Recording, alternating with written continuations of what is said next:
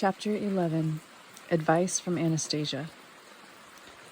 The seed as physician. Anastasia stated, "Every seed you plant contains within itself an enormous amount of information about the universe.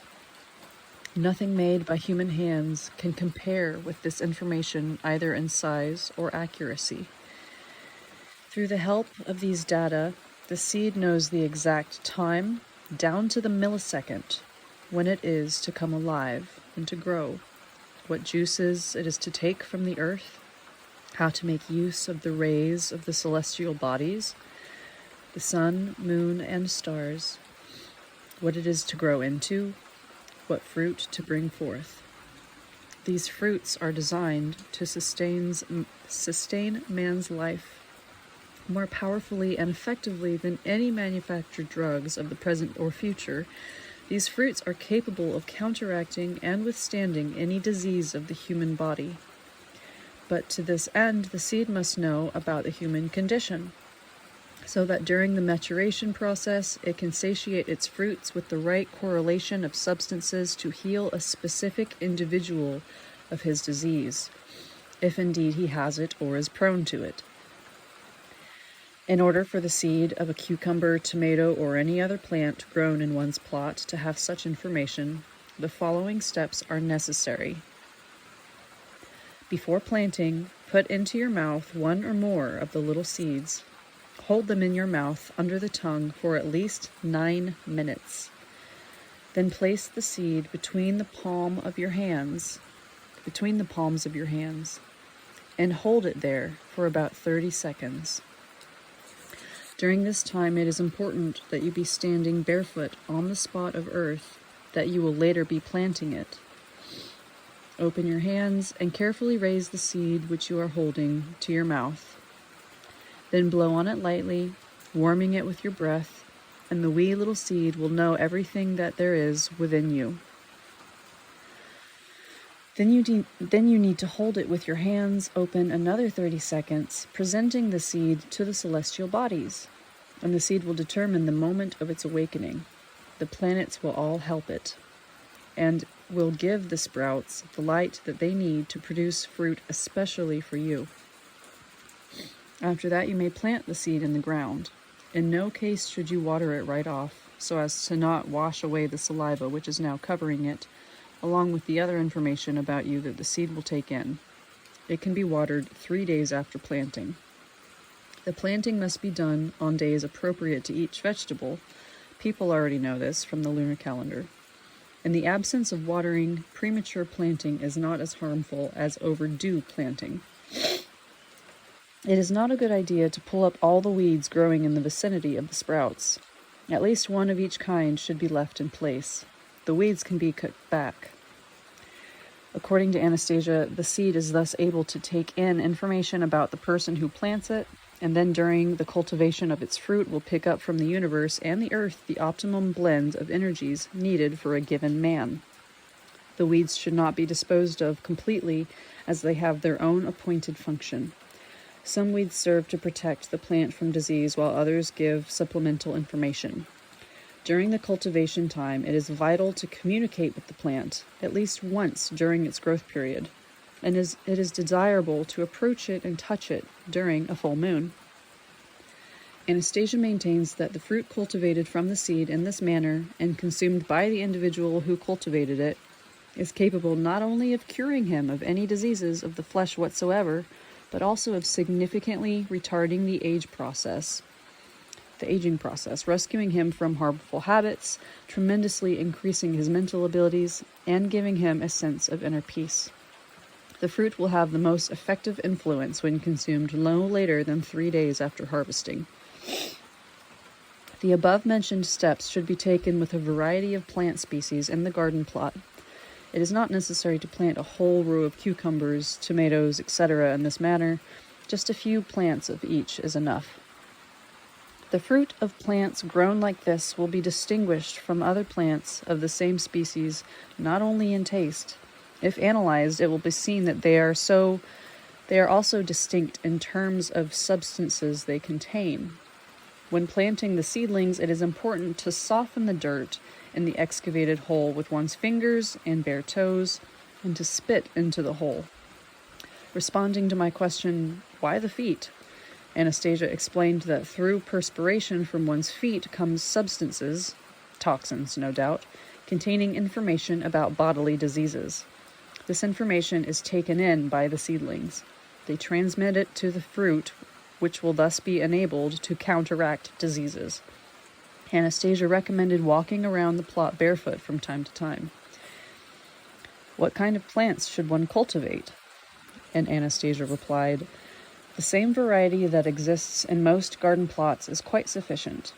Raspberries, currants, gooseberries, cucumbers, tomatoes, wild strawberries, and any kind of apple tree. Sweet or sour cherries and flowers would be very good too. It does not make any difference how many plants of each kind there are, or how big their area of cultivation is. There are a few definites without which it would be difficult to imagine a full energy microclimate. One of them is sunflowers, at least one plant, and there should also be a 1.5 or 2 square meters of cereal grains, rye or wheat, for example. And be sure to leave an island of at least 2 square meters for wild-growing herbs, ones that are not planted manually. If you have not left any of them growing around your dacha, you can bring in some turf from the forest and thereby create an island of natural growth. I asked Anastasia if it were necessary to plant these definites directly in the plot, if there were already some wild-growing herbs close by, say, just beyond the fence, and here is how she responded. It is not just the variety of plants that is significant, but also how they are planted, the direct communication with them that allows them to take in the information they need. I have already told you about one of the methods of planting, and that is the basic one. The important thing is to infuse the little patch of nature surrounding you with information about yourself.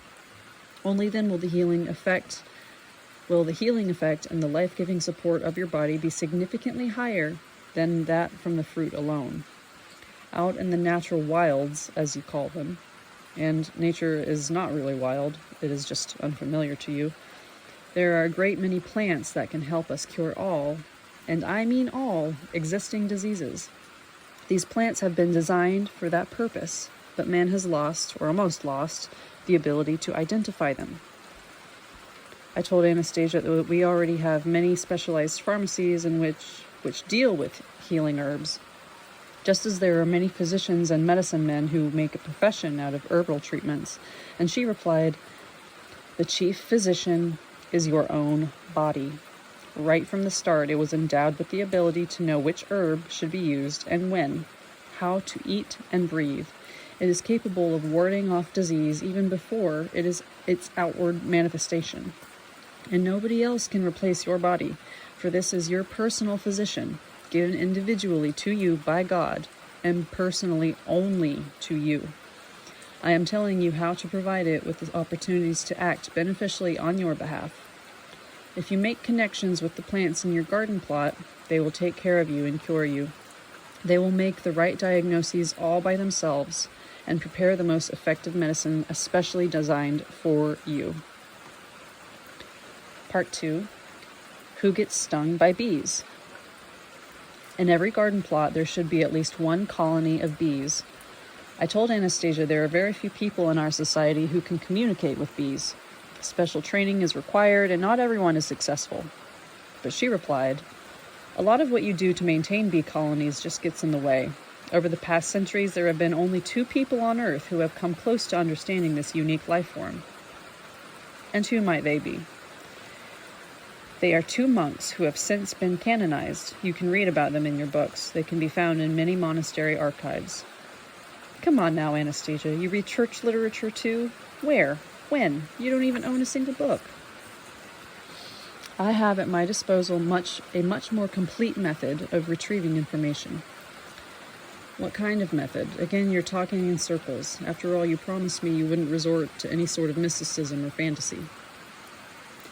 I shall tell you about it. I shall even try teaching it to you. You will not understand it right away, but it is simple and natural.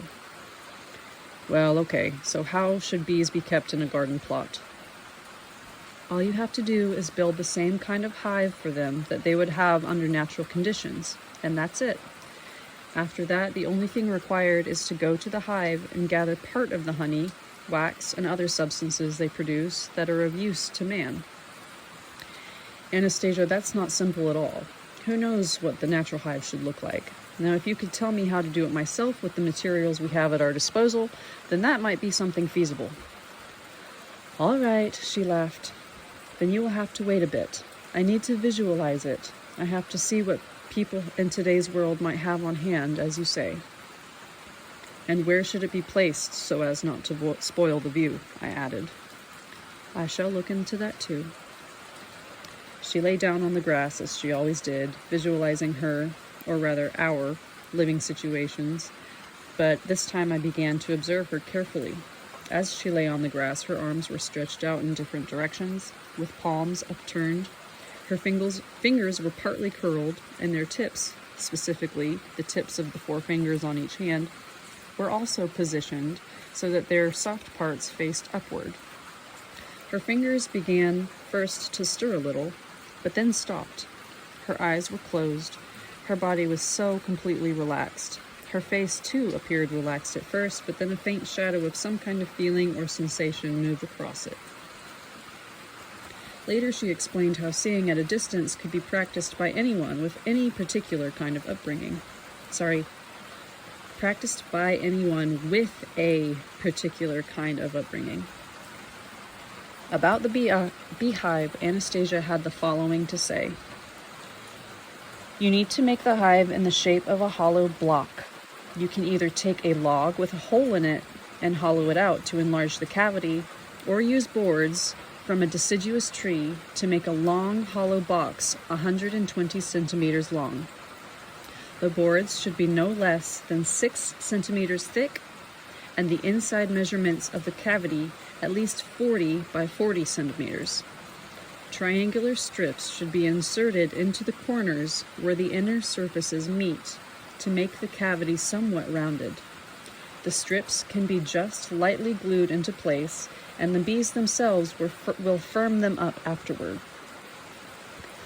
One end should be fully covered with a board of the same thickness with a hinged panel on the other end. For this, the panel needs to be cut in such a way that it fits neatly into the opening and sealed with grass or some sort of cloth covering the whole bottom. I'm going to read that again. For this, the panel needs to be cut in such a way so that it fits neatly into the opening and sealed with grass or some kind of cloth covering the whole bottom. Okay. Make a slit or a series of slits to provide access for the bees along the bottom edge of one of the sides, approximately 1.5 centimeters wide, starting 30 centimeters from the hinged opening and continuing with the other end. This hive can be set on pilings anywhere in the garden plot, at least 20 to 25 centimeters off the ground, with the slits facing south. It is even better, however, to set it up under the roof of the house. Then people will not interfere with the bees flying out and will not be bothered by them.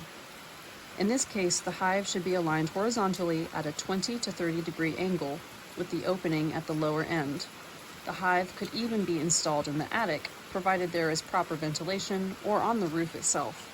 Best of all, though, attach it to the south wall of the house, just under the eaves. The only thing is, you need to make sure you have proper access to the hive so that you can remove the honeycomb. Otherwise, the hive should stand on a small platform with an overhead canopy to protect it from the sun, and can be wrapped with insulation in winter. I remarked to Anastasia that this type of hive could be rather heavy, and the platform and canopy might spoil the appearance of the house. What to do in that case? She looked at me a little surprised, and then explained, "The thing is that your beekeepers do not really go about it the right way. My grandfather told me about this. Beekeepers today have concocted a lot of different ways of constructing a hive, but all of them involve constant human intervention in its operation. They must move the honeycomb frames around within the hive, or move both the hive and the bees to a different spot for the winter, and that is something they should not do." Bees build their honeycombs at a specific distance apart to facilitate both ventilation and defense against their enemies, and any human intervention breaks down this system.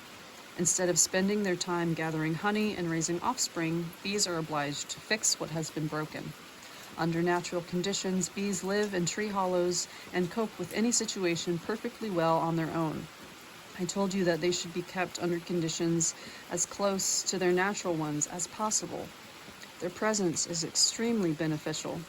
They pollinate all the plants much more effectively than other agents, thereby increasing the yield. But you must know this pretty well already.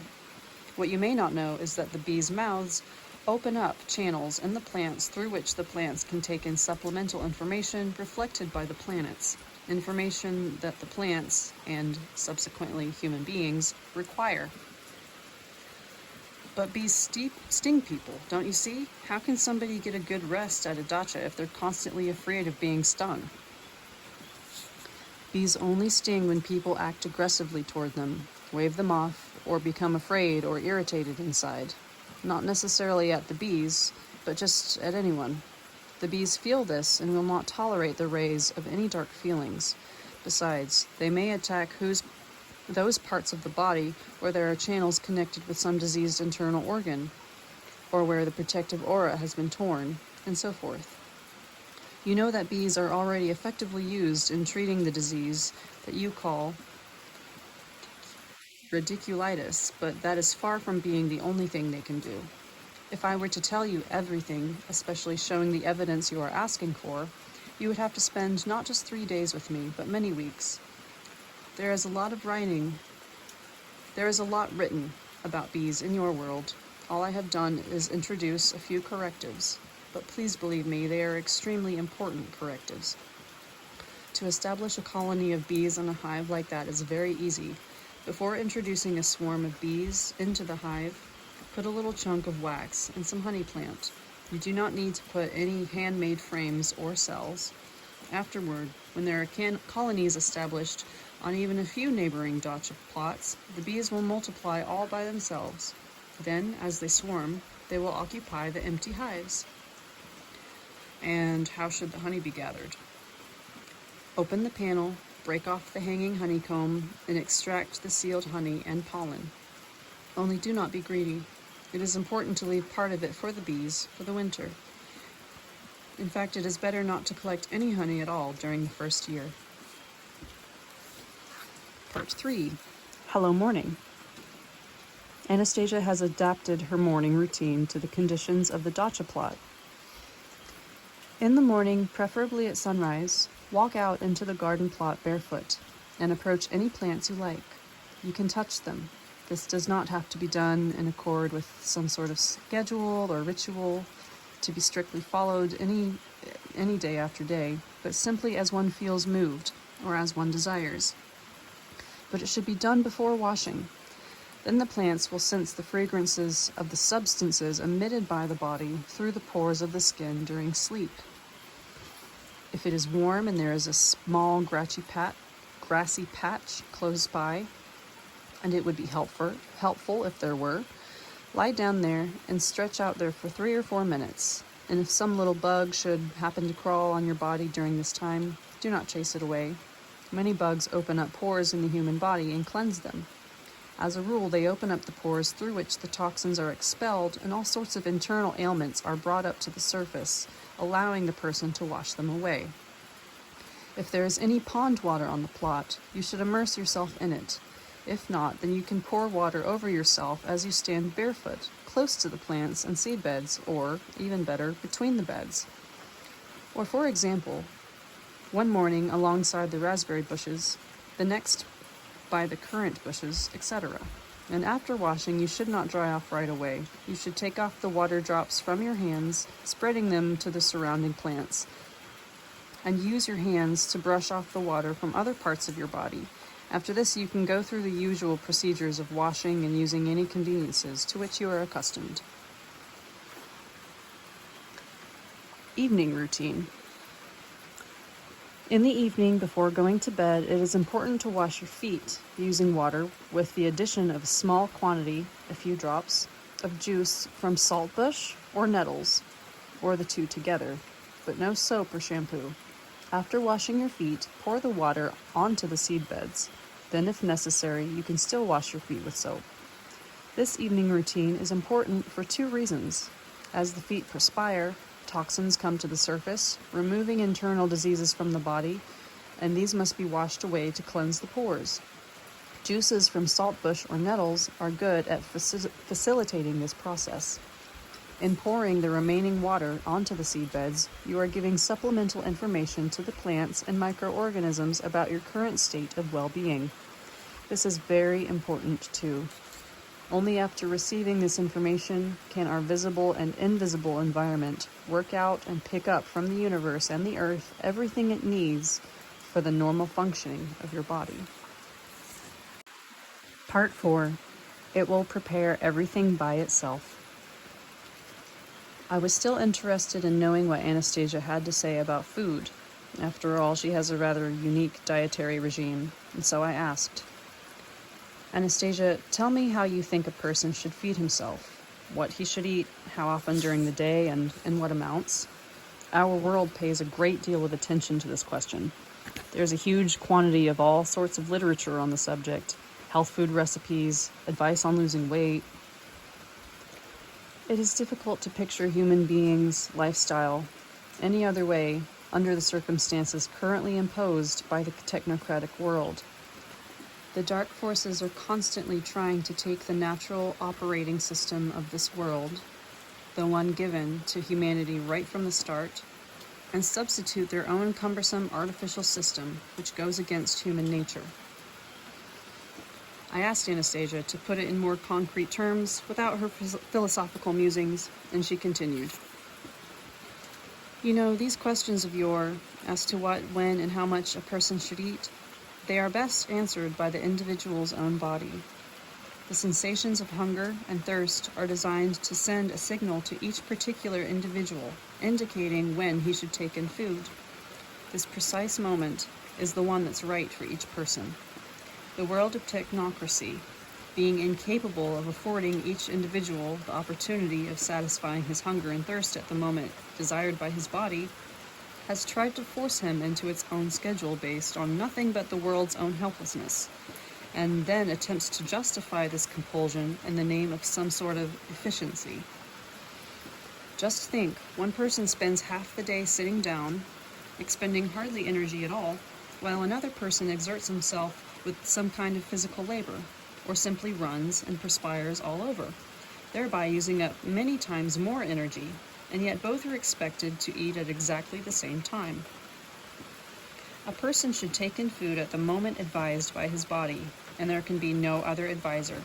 I realize that under your world's conditions, this is practically impossible, but the opportunity does exist for people at their dachas with their attached garden plots, and they should take advantage of it and forget about their unnatural, artificial regimes. The same applies to your second question, what should one eat? The answer is, whatever is available at the moment, whatever is on hand, so to speak. The body itself will select what it needs. I could offer you a bit of non-traditional advice. If you have a household pet like a cat or a dog, keep track of its movements carefully. Occasionally it will find something in the way of grasses or herbs and eat it. You should tear off a few samples of whatever it selects and add it into your diet. This is not something you have to do every day. Once or twice a week is sufficient. You should also take it upon yourself to gather some cereal grain, thresh it, grind it into flour, and then use the flour to bake bread. This is extremely important. Anyone consuming this bread even once or twice a year will build up a store of energy capable of awakening his inner spiritual powers, not only calming his soul, but also exerting a beneficial influence on his physical condition. This bread can be shared with relatives and close friends. If shared with sincerity and love, it will have quite a beneficial influence on them as well. It is very helpful to every individual's health to spend 3 days, at least once each summer, eating only what is grown in his garden plot, along with bread, sunflower oil, and just a pinch of salt. I have already described Anastasia's own eating habits. While she was telling me all this, she would unwittingly tear off a blade of grass or two, put it in her mouth and chew it, and offer me some too. I decided to give it a try. I can't say the taste was anything to write home about, but neither did it provoke any sense of distaste. It seems as though Anastasia has left out the whole task of nourishment and life support up to nature. She never allows it to interrupt her train of thought, which is always busy with some more important issue. Even so, her health is as remarkable as her outward beauty, of which it is an inseparable part. According to Anastasia, anyone who has established such a relationship with the earth and the plants on his own plot of land has the opportunity of ridding his body of absolutely every kind of disease. Disease, per se, is the result of man distancing himself from the natural systems designed to take care of his health and life support. For such systems, the task of counteracting any disease presents no problem whatsoever, since this is their whole reason for being. However, the benefits experienced by people who have set up such information exchange, contacts with a little patch of the natural world, go far beyond dealing with diseases.